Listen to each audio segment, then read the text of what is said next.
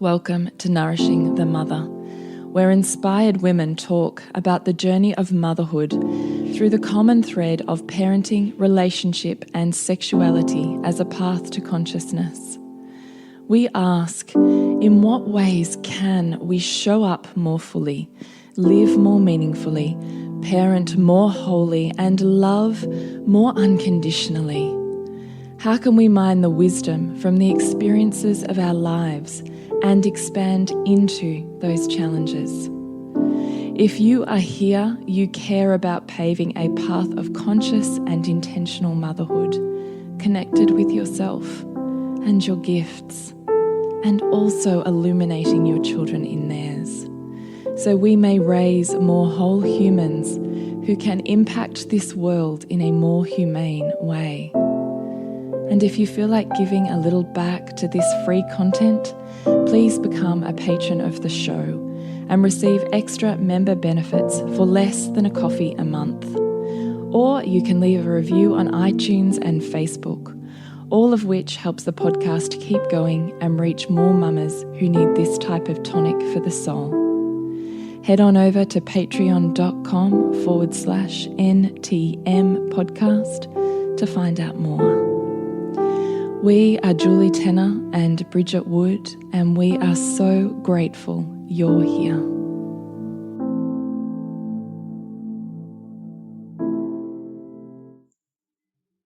Hello and welcome to Nourishing the Mother. I'm Bridget Wood. And I'm Julie Tenner, and today's podcast is the best gift you can give your child. Ooh. Intriguing. We plan to really talk about witnessing their innate genius, values, and where it can get tricky and sticky when we start projecting our own values onto them. So it's a pretty cool conversation that we're excited to have with you. So before we do that, I would love to remind you to jump onto nourishingthemother.com.au and sign up to join our tribe, where once every so often we do shoot you out an email and you just drop in your email address and you have full access to whatever it is that we let you know about is happening in the world, and you can click away and decide what you would love to dive a little deeper into. So please join up at nourishingthemother.com.au. The only other thing I'm going to add into here is if you have a question that you would love for us to answer, or an email that that you want to send us, or a DM or a PM or any type of contact, if there's a podcast topic or a question that you have, we would really love to hear from you, because we would love to have a question to answer. It actually gets easier than us trying to come up with, what are we going to talk about tonight? And those inevitable tangents. I know, like last week. So by all means, if you've got a burning question or you're experiencing some challenge with parenting at the moment, then, or, motherhood in general, then please, by all means, shoot us a message and we will do our best to answer you. We shall. So, the best gift ever. Tell us why you think it's the best gift ever. Sorry, I'm laughing because there's a My Little Pony episode called The Best Gift Ever, and we ended up often watching it on repeat.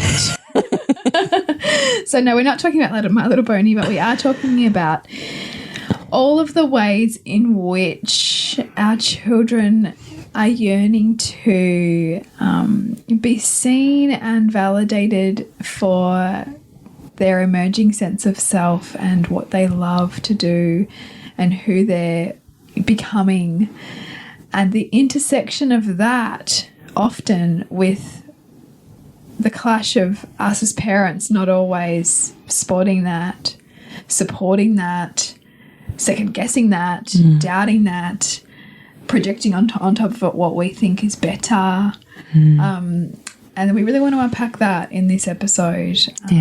Because our greatest gift we can give our children is to fan the flames of what's most inspiring to them, and to fan the flames of their emerging genius, and their genius meaning, the wisdom of their soul, like that imprint of that blueprint that they come with, that has been here before, and that is wanting to ignite in this life a beautiful experience and gift to the world through them. And they, in fact, grow like that. We know this through brain development, that the children's brains grow and like reach the higher spheres of growth in alignment with the things that they love to do. Like, so that's why, you know, the kids won't read what school sent home, but boy, they'll be able to read everything about what they love, and that they're going to spontaneously, you know, search for information and spend time on and talk about what's most inspiring to them. And that's where they'll demonstrate their leadership, and that's where they'll, you know, light up, and their body will visibly, you know, be animated, because it's a source of vitality for them. And so if we're not attuned to that, and we minimize it or dismiss it because we've decided our idea for them is more important, or what they need to do here in the home is more important, or at school is more important, then because our children internalize their parents' voice very often as their own voice, that they can start to minimize those things that light them up and behave more towards what the external world wants from me. And what that creates as they grow and go into adulthood, you know, is people who are really kind of unsure about what their heart and intuition and are trying to tell them, but that they have this sense of disconnect. And the disconnect comes when we're little and we're not really listened to, and we're not really seen, and we're not really heard. That we have this sense of like, I think it's like a subjugation of the self in order to receive love. It's exactly what it is. And I think it's deeply heartbreaking that we can be the source of that and often not even know. Yeah, well, ain't that the truth? Yeah, you know? Yeah. Julie's kind of travelling this a little bit at the moment, so it's part of why we're having this conversation. Yeah, I am. But I think framing it in this way and just coming back to the things that our children love are not random, and that even if we might find them uninteresting, it's to look beyond the thing and look at what it gives our child. Like, look at how it lights them up. Look at how they are just growing into their next evolution of themselves, and that right now this is their world, and if we want to love them better, then we want to love them in that world and make that world as meaningful to us as we can, because we love them and we want to celebrate who they are becoming. Yeah. I think the interesting thing, look, long story short, I'm not going to, you know, fill our beautiful listeners in on all of the copious amounts of information. But as you all know, we're going through a diagnosis process with Lowell's / you know, a lot of stuff. So on the road to that was that her BMI is a significant issue. So we've kind of been on a huge path with that. And I'd said to you, Bridgie, I can't do this on my own, because body fat, weight, food control, power of food is like so deeply wounded in me that I don't feel like I have the skills to get myself through it to do this well. And so you'd sent me a couple of recommendations for DeMartini facilitators, and I chose one and had been working with her over, you know, the course of 3 weeks with Lola. And it was fabulous. And, you know, I'll happily talk about all of the ways that she totally called me on projection when I couldn't see it. I was fairly sure I wasn't projecting. Turns out really was. But I think what I loved out of this, before we dive into that, was the whole idea that actually what we avoid in our children is what we avoid in ourselves. So the thing that we avoid in them is also the area of us that is weakest and calling for the greatest amount of time, energy, effort, and growth. And that if we actually did those things, we would empower our career, finances, other areas of life. So let's repeat that again. So the thing that we're avoiding most in our children, so the thing that we don't want to see, or the thing that makes us uncomfortable. The thing that makes us uncomfortable, yeah, is the parts of ourselves that we don't want to see or potentially empower because there's pain there. Yeah, or because it's such an excellent avoidance strategy to not have to, like if you had to empower that thing, how would it change your career? How would it change your relationship? How would it change your, or whatever. Well, yeah, I mean, in a way, she's the perfect construct for me to avoid my growth by virtue of spending so much time, energy, effort, money, resources. As you said to me, it's like a part-time job. Yeah. In also helping her avoid the things that would come easily. Like, I'm laughing about it, but it's also deeply painful. Yeah. Yeah. Because it's dead set true. If I really invested the same amount of time that I have in trying to build what I perceive to be weak in her, or weak as opposed to her peers, or what I perceive you need to be successful in this lifetime, which isn't even a truth, it's totally another projection, then I've totally lost my train of thought as I went off on another deviated pathway then. But that if you didn't... Okay, yeah, so if I spent the same amount of time that I'm spending, so essentially the things in her that I perceive and had labelled as essentially we don't need to spend time on those things because they come naturally and easily to her, when there's all these things that don't and are super difficult and challenging and make relationships hard and life hard and learning hard and moving hard and like all the ways that you kind of are in society hard. Well, we clearly need to build those up. Forget about the things that are easy for her because they're easy. So we'll build up the things that are hard. But because they're hard, it takes an exorbitant amount of energy and resources to do that. But in spending so much time focusing on that, I avoid her true values because it's so challenging to believe and to sit in from a place of strength that they will build a successful life. That she's enough in that. Yeah, that the things that by society's standards appear weak are also the things that I would minimize or diminish within myself in lieu of let's celebrate these other parts, physicality, mind, academics, success, benchmarks, all of these things. So I just really loved the whole awareness around, so I'm using my motherhood / child to avoid my own growth. Because if I really spent that time with her, I would grow too. So far easier to avoid those things in her, because then I don't have to grow and I don't have to be big. Yeah. Which this actually touches on an earlier episode we did a while back, which was on, are you hiding in your motherhood? Yeah.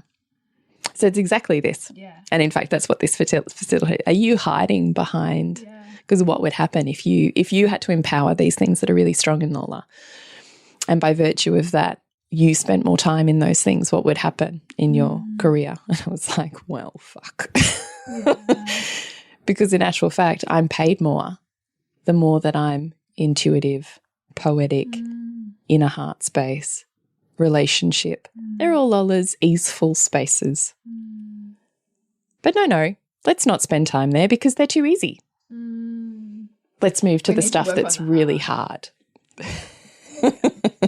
It is such a minimization and hiding of self, which will sit upon a whole lot of fear around what that would mean for me. And so I have this perfect child who, and I always think there's one in particular in every family for each of us that is essentially the walking embodiment of every piece of our shadow. There's always one child that we personally struggle with more than the others. There's always one. And I honestly feel like they are literally every piece of you. That's why it's so painful. So before we kind of, roll on onto projection of values, I just wanted to bring up this construct that I just found fascinating, that if you actually spent time in your child's values, particularly the child that you find most challenging, I bet you it holds the key or the fears to money and success and career and all the stuff perhaps that you're chasing, but, you know, can't ever seem to quite nail, you know? I totally know. Like this, and there's so much in that, I think, for so many. Well, I hope everyone strung along with my thought process. I think it was pretty clear. Was it? Okay, good. Yeah. You kind of know all this stuff, though. Yeah. But, you know, I even felt like I even had to question myself before I was having a third, like, is this a really deep embodied yes to having a third, or is part of having a third because I don't want to be done with having kids and having to face. Yeah. You know, like. Yeah, I do. Like. Yeah. Well, then I have to grow up. Or, yeah. You know, I have to, like. Do a job do or something whatever. Else or, yeah. You know? And, I mean, I love mothering enough to know that the third child is a really anchored decision. But there are aspects of knowing that, well, if I'm parenting her as my primary focus, or my parenting my kids, then that's my primary focus for a defined amount of time. Mm. And you can, if you choose to, kind of stay there. Mm. But don't think you're going to avoid the pain. Yeah, yeah. You know, as we're hearing as you're saying, that whatever you project out is really what you're asking to bring inwards. Yeah, it's the repression expression. Actually, it's probably the conversation we should have had in last week's podcast where we could not follow a conscious train of thought whatsoever. But yeah, I just really love this. I just really love ruminating on all of this constantly. I think it's really valuable. I really do. So, yeah, I don't know which way you want to take this. Where do you want to go from here? So in terms of us thinking about the biggest gift that we can give our child, stepping this out in terms of what it looks like for Julie is going to be a pattern interrupt of those times where she's going into projection or mode on top of. So an example might be when you can see Lola doing something that she's really lit up by, instead of you interrupting that and projecting onto her what you think she should be doing instead, is noticing her fulfillment, her alignment, her aliveness, and communicating what you are wanting her to do, if it is a need for her to do, in a way that is meaningful to what she's valuing, so that she's not feeling like she's being overruled by someone else who thinks that what they want you to do is more important, essentially. You know, so it's recognizing that what they value is just as meaningful as what you're asking them to do, and to how to and that you're looking for ways in which to help them see that what you're asking is also adding to their genius, or adding to what they're seeking to grow in, and not a have to, or, you know, a more powerful person coming in saying you need to do this. You know, just helping them expand their own fulfillment at the same time as you seeing areas for them to grow in responsibility in. You know, so linking the things that you know need to happen for the family to what she loves to do. And sometimes this can mean in families having to be quite flexible in seeing each child's value system and how you can communicate it out. Like, it's asking you to elevate your communication, essentially, beyond it being, this is what we do here and you have to do it, kind of thing. Yeah, for sure. Yeah, for sure. And I think it's often building a trust that what is innate and easeful in your child is purposeful, rather than focusing on what is challenging and difficult, which I think often we're in a society that, particularly in primary school, well, probably high school too, that wants to focus on what the weaknesses are, so that we can develop them. And there's a certain level at which I think there's scaffolding and structure that's helpful. And there's a certain point at which you go, is it really though? Like, would we not be better off spending time? I have a big, strong opinion about this. Yeah. Well, because I think that, you know, we introduce things like reading recovery and stuff like that far too young, and we're labelling kids with, you know, perhaps reading difficulties at times where they may just personally be not ready to grasp reading yet at 5 or 6 or sometimes even 7, you know, for them for them to be already being funneled into additional work at that age, and the potential lowering of self-worth that can come with that for both the parent projecting that onto the child and the child inherently feeling like something's wrong, I think can be really detrimental and be taking them away from really sitting in an expansive place in their own values and having that reflected back to them, you know, that's really meaningful to them. I don't know, I have a really strong sense that when we put the right things around our kids, or we look for where the learning is that's happening and how to steer that to still get into the learning, you know, some of the academics, it's the whole person that we're trying to develop here that knows that when they put their mind to something that they can do it, that when they're inspired by something they know how to get all the information to fulfill that inspiration. I mean, like, these are those skills that you can't train for.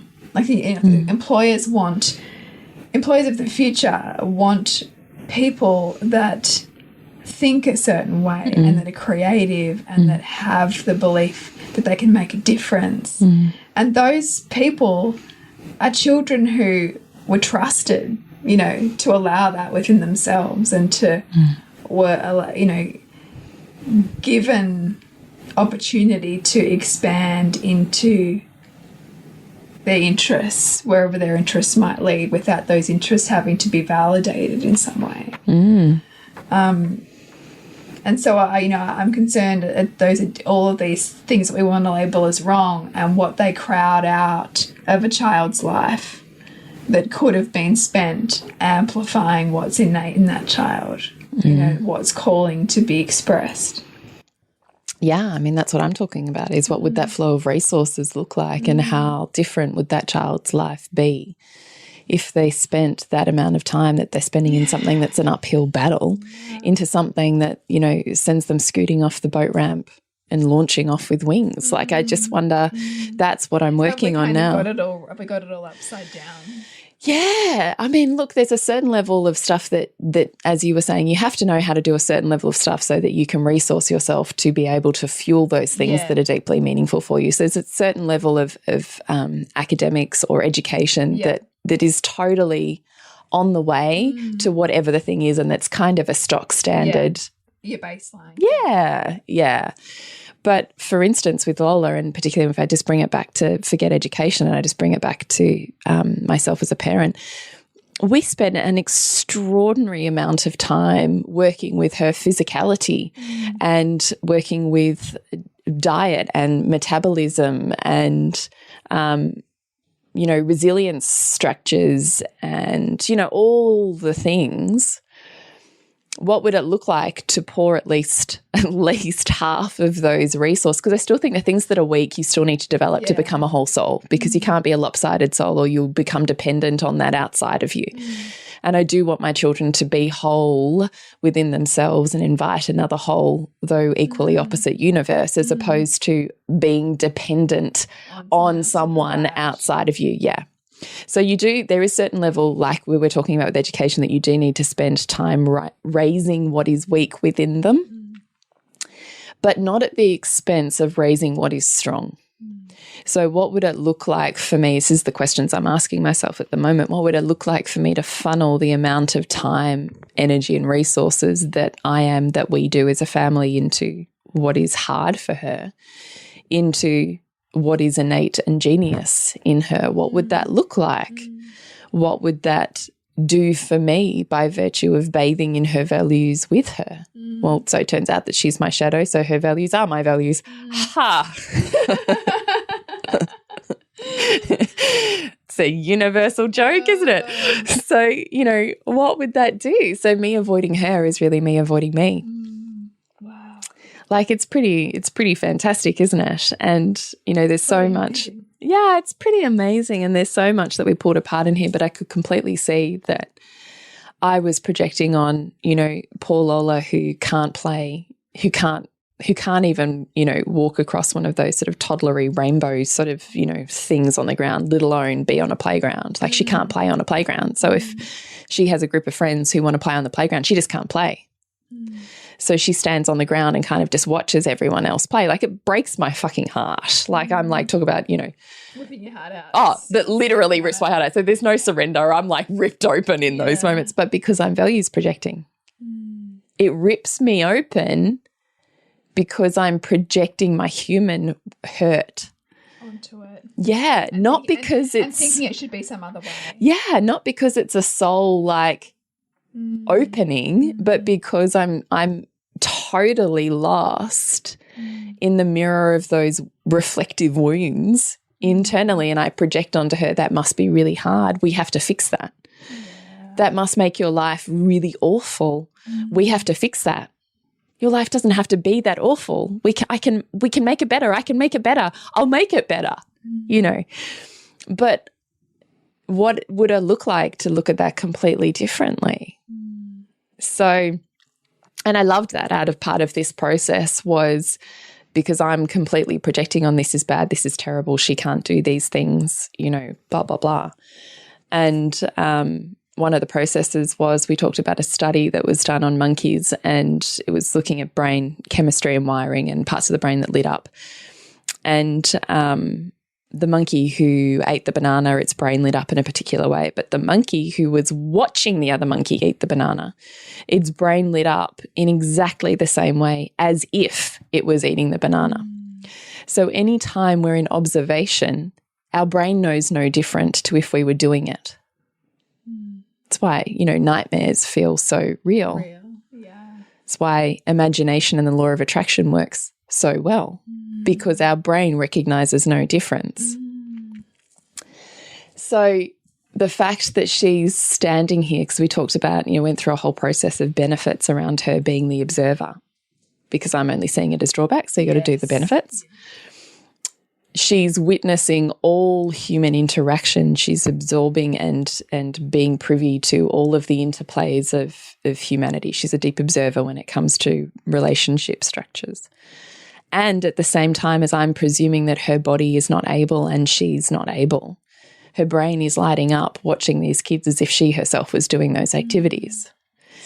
So not only is her brain actually neuro-wiring as if she was, but on top of the kids who are so immersed in the doing, she's not so immersed in the doing because that's an unconscious process of our brain capacity. She's immersed in the observation of humanity. So she's doing, in inverted commas, the activity, and she's building a full awareness that someone might spend 40 years trying to witness human behavior, and she's been doing it from the moment she was born. And I was like, fuck me. How could I believe that this was so wrong? And the other thing I love, which I've heard this person talk about before, because I've heard John Demartini talk about this, that you have the perfect body for your purpose. And so what if she needed this body? Well, it comes from the place that she chose this body. She chose this incarnation, that the vessel you have chosen to incarnate as and within this lifetime is perfect for you and your mission. But, if she had like this able body where she could do all the things the other kids would do, what would she miss that would not? Exactly. Whereas if her purpose is all about deeply understanding relationships, and she has to be put in a body that allows her to be the observer. Right. It couldn't be any other way. Right. Exactly. And she's in a body that by virtue of that, and she gravitates towards adults who she can have extraordinary conversations with.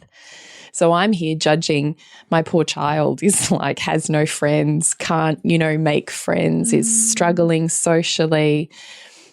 And essentially this facilitator was telling me, okay, hang on a minute, you're judging the form, because her ability to connect, her ability to build strong relationships is completely present.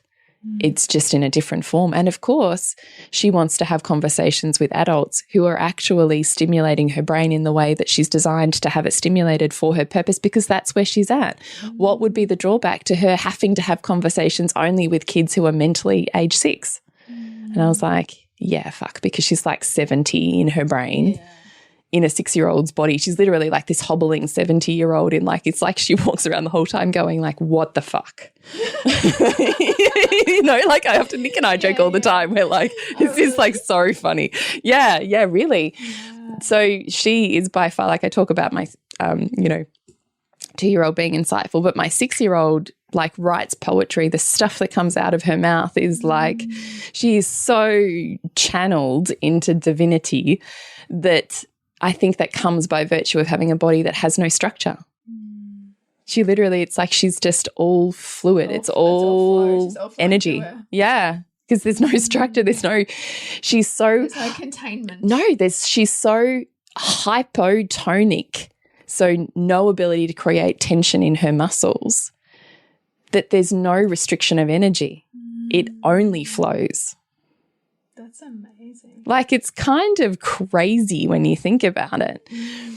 So I've kind of gone through this whole process of going, God, all this stuff that I judged is totally my own values projection based on my own voids. It's actually not necessarily got anything to do with Lola whatsoever. And yet I'm spending all of this time, energy and money trying to make her a better version of me, really, at the end of the day. But isn't that the truth of a lot of unconscious parenting, right? Like, well, yeah, except boom, here it is. Yeah, but I think that this is what I said this before. I think we also need to be willing to be humbled by our own unconsciousness, because for all of our desires to be conscious, we are still going to run smack bang into our own unconsciousness, because that is also where we're being called to grow. We're not these one-sided, enlightened, got all the answers, conscious parenting, like, I don't know, genies or whatever. Like, we will run smack bang into our own unconsciousness on this path, and that is where we're being called to grow into more consciousness. So it's humbling and beautiful. Yeah. So I kind of hope you get something out of this, in that I love just the whole concept of the mirror, that what we're hiding from developing in our children is what actually holds the key to. Like I need to write that down and put that somewhere that I look at daily. Well, look, to be honest, me too, because I keep ruminating on it, because if I actually got rid of all of the bullshit that stops me from immersing in poetry or immersing in love or immersing in the things that are innate and strong in Lola, the fact that I resist that within myself is an issue. So just to have a reminder to clear the decks of what's preventing that flow, because it's that current that's preventing you from stepping into your genius and ultimately greater service in the world, right? I loved that awareness, because I was like, I could totally see it. Yeah, totally. I'm totally finding all the reasons why I can't do the thing that I'm here to do. Ain't that the truth? Like, we all Well, we all do that, right? Yeah, that's what I'm saying. Ultimately, we're scared of failing, right? Or well, being rejected, or actually just doing it, or doing it and having the success on the other side. Yeah, like, how scary is even success? Because also success can represent complete transformation of all of the attachments we currently have. Yeah, and that's really scary. Yeah. So we find all of these fantastic ways, and haven't I got a fantastic one where I'm just so consumed by this child. Yeah, but that's really so hard. Consuming that I have no time to do anything else.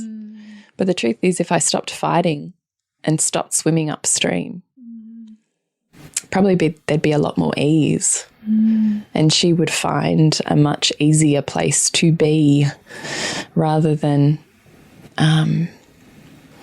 it's totally a projection too. I was about to say, rather than always being one step behind everyone else, but that's totally my projection.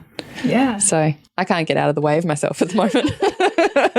But I love how you're sharing that, how you're still really wading through it, right? Like, you haven't. I'm not remotely come out the other side, but I think but staying in the questions and being with the questions is really where there's so much gold, because you're staying in that place of allowing the wisdom to come.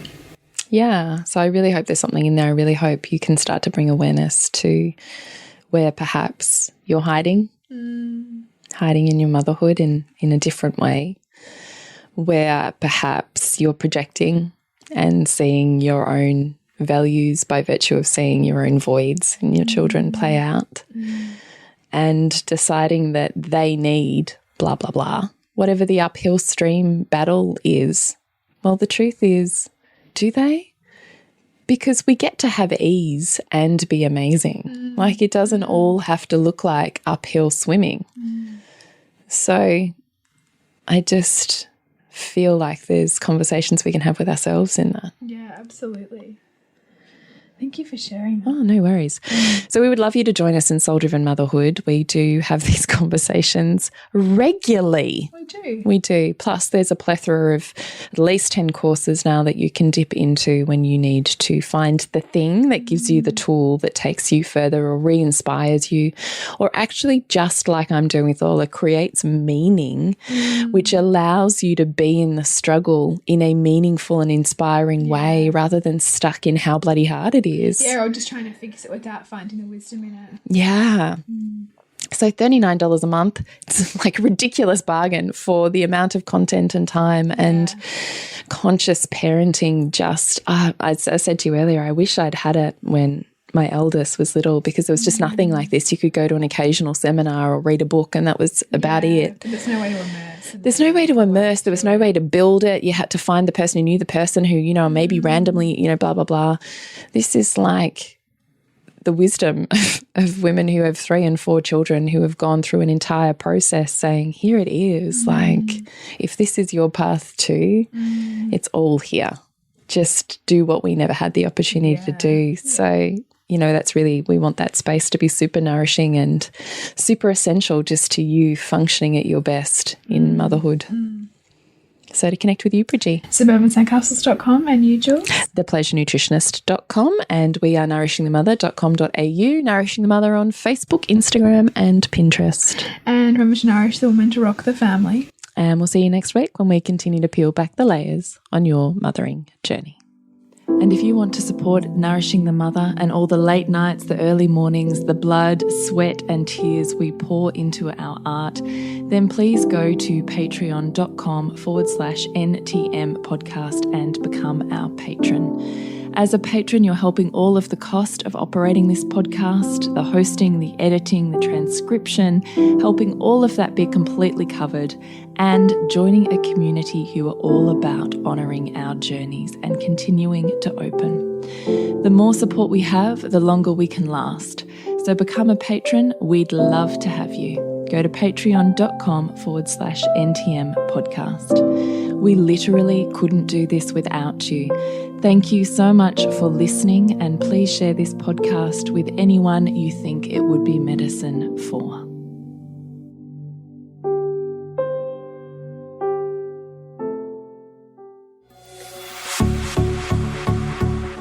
This has been a production of TheWellnessCouch.com. Check us out on Facebook and join in the conversation on Facebook.com/TheWellnessCouch. Subscribe to each show on iTunes and check us out on Twitter.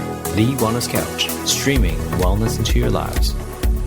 Whilst the Wellness Couch presenter endeavor to provide accurate and helpful information to their listeners, these podcasts cannot take into account individual circumstances and are not intended to be a substitute for health and medical advice from a qualified health professional. You should always seek the advice of a qualified health professional before acting on any of the information provided by any of the Wellness Couch podcasts.